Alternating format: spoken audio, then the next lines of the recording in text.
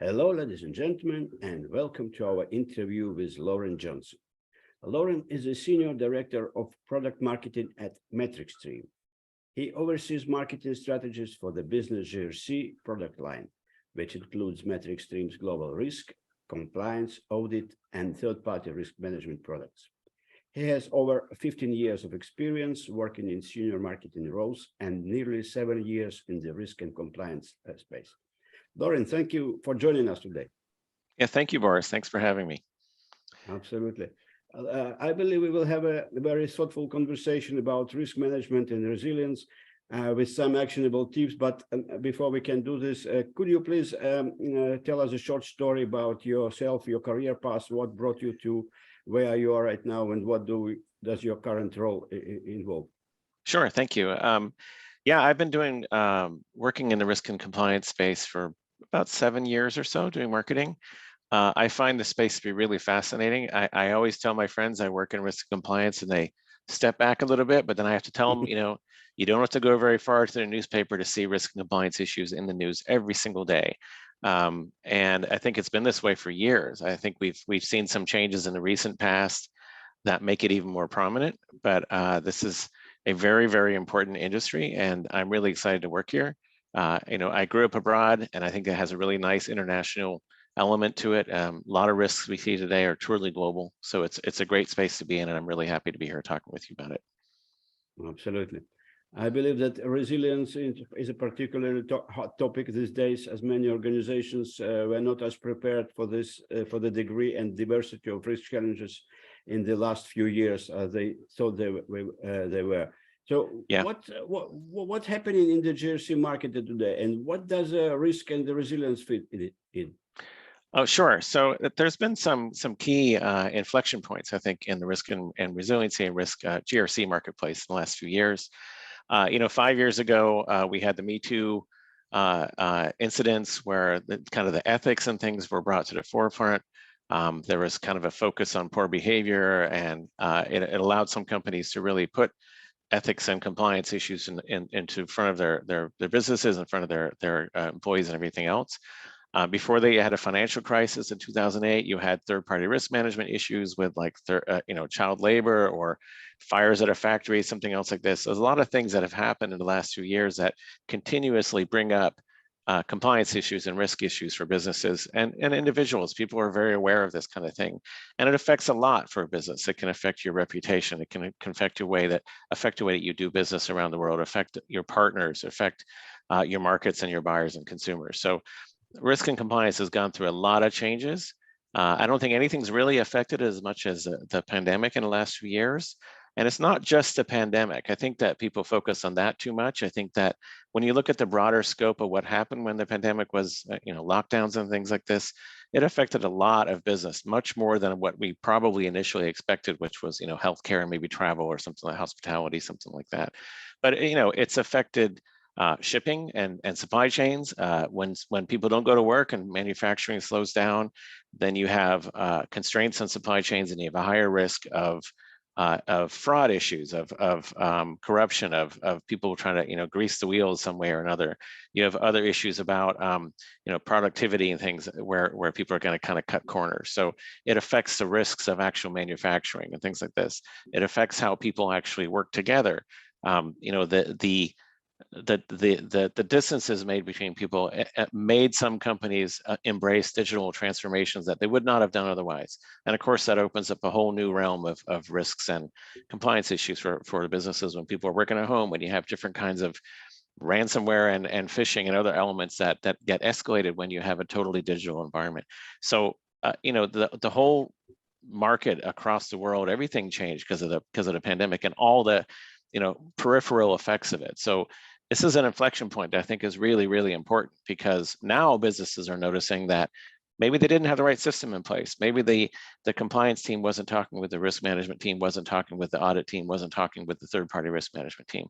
And so now people, and a lot of businesses are recognizing that you have to really be able to see what's really going on. You have to have the visibility about a risk. You have to have the dimensional elements of it to really understand its impact on, or potential impact on the business, and how you best defend against those, or turn them into advantage if you can. Mm-hmm. So let's talk about probably some recent trends in the industry and what you see happening in the market. Of course, you said we have of course COVID issues 2 years, Right. and we still in some countries like China they still didn't solve Oh, it for sure. finally. So Big maybe news well, in the recent past about China, yeah. And in the U.S., there's a lot of news about cryptocurrency and things like this as well in the news right now, where this is FTX. obviously a big risk. Yeah, it's a big risk event. And again, this is a global thing. Cryptocurrency is part of by design. It's meant to be a global currency that's hosted by blockchains in many different places around the world. It's not run by a government. How do you regulate that? Those kinds of things are really a big deal these days in terms of risk.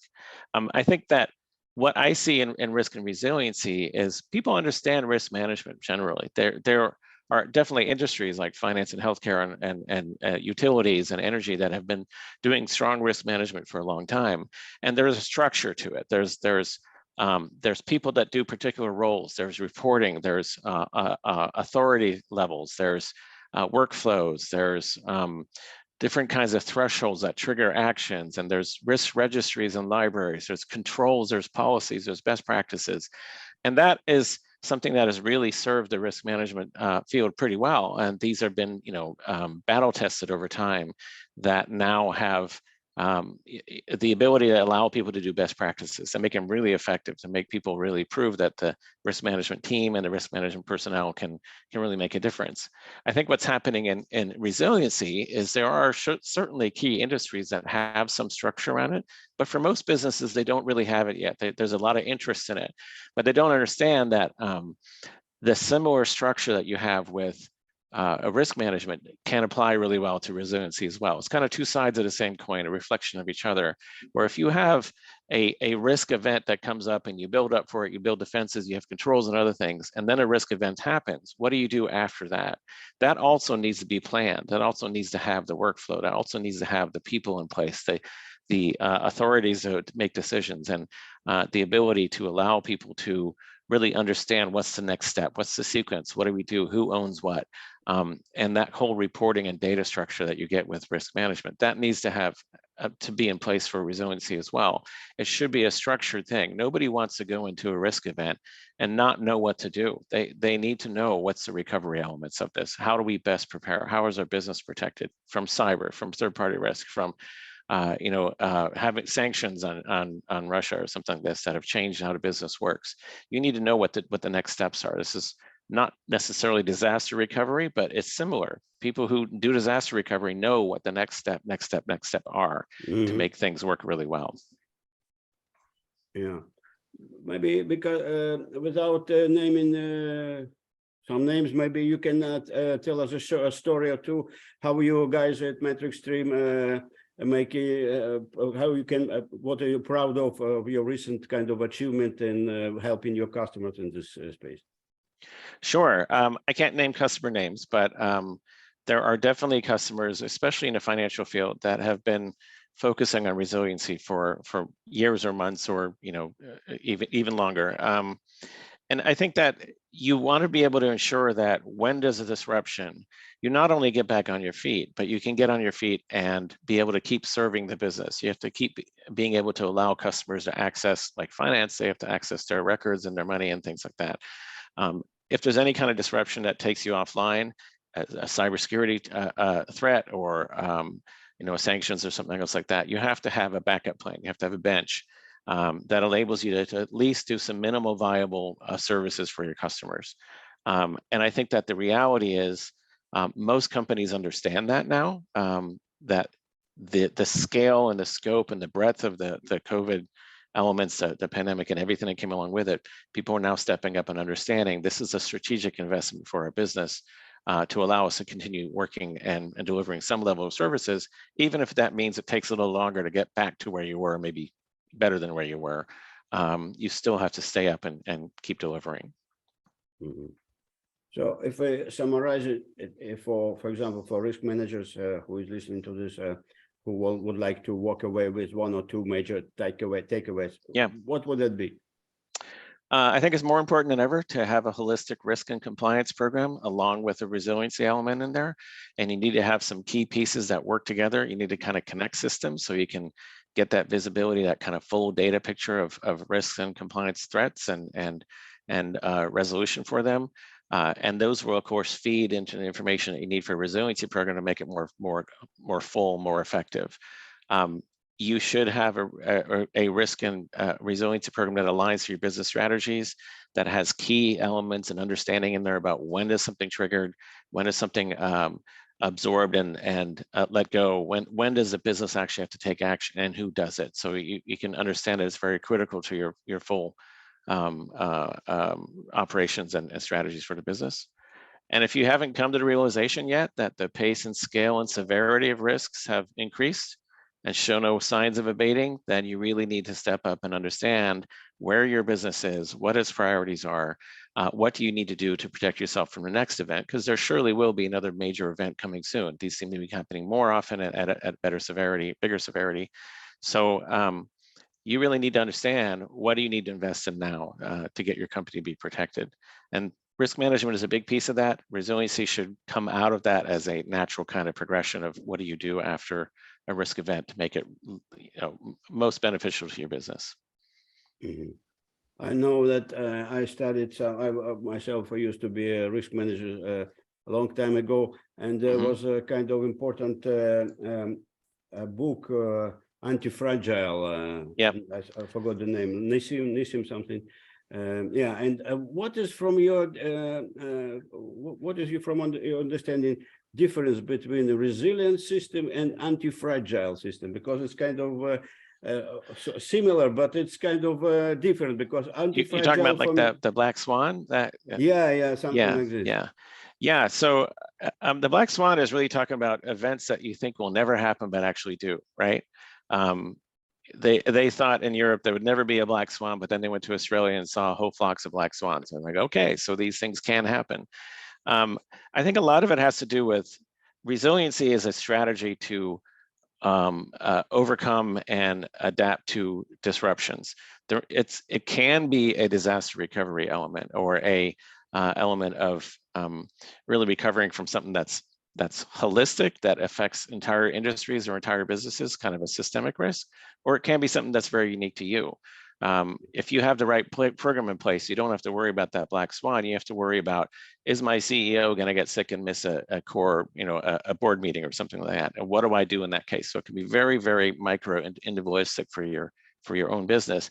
At the same time, you need to have that larger, what happens if there's a disaster, or what do we do? What do we have to do to keep our manufacturing or supply chain working? If you're talking about China now, if China shuts down all its borders and says we can't do any more business until we fix our house, what do? You have to have another manufacturing facility somewhere else in the world to enable you to not skip a beat when you're delivering for customers.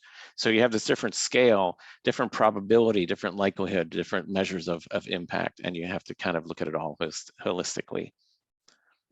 All right, thank you, Loren. Yeah. That's all my questions. If I forgot to ask you something, perhaps you would like to add something that will benefit our audience. I think that we are in a really, really interesting space in this market, and I think if you look at risk compliance, ethics, all the pieces that fit together there, and resiliency, the holistic approach to it, the understanding that these are all connected and they are very, very strategic to how your company continues to succeed and grow. Once people really understand that and can really tie things together, it's going to be a really beneficial for businesses to succeed. All right, yeah. Fantastic. Thank you very much, guys.